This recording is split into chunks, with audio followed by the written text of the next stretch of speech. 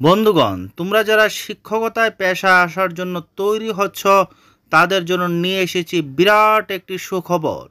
ত্রিপুরা রাজ্য মন্ত্রিসভা কর্তৃক মাধ্যমিক বিদ্যালয়ের জন্য 915টি স্নাতকোত্তর শিক্ষক বা পিজিটি পদের অনুমোদনের ঘোষণা দেওয়া হয়েছে। অর্থাৎ ইতিমধ্যেই শুরু হয়ে যাবে নিয়োগ প্রক্রিয়া। বিভিন্ন বিষয়ে এই পদের বন্টন নিয়ে বিষয়ভিত্তিক শূন্যপদগুলি নিম্নভাবে তুলে ধরা হলো। এখন দেখে নেওয়া যাক কোন কোন বিষয়ে কতটি শূন্যপদ পূরণ করা হবে। পিজিটি ইংরেজির জন্য পূরণ করা হবে 70টি শূন্যপদ। পিজিটি বাংলার ক্ষেত্রে পূরণ করা হবে 50টি শূন্যপদ। পিজিটি ইতিহাসের ক্ষেত্রে পূরণ করা হবে 71টি শূন্যপদ।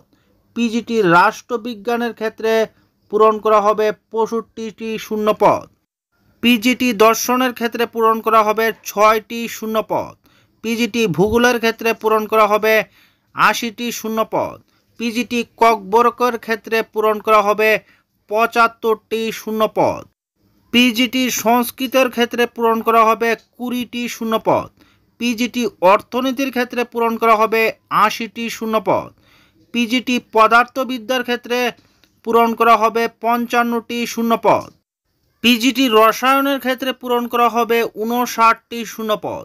পিজিটি জীবন বিজ্ঞানের ক্ষেত্রে পূরণ করা হবে 45টি শূন্যপদ। পিজিটি গণিতের ক্ষেত্রে পূরণ করা হবে 50টি শূন্যপদ। পিজিটি বাণিজ্যের ক্ষেত্রে পূরণ করা হবে 33টি শূন্যপদ।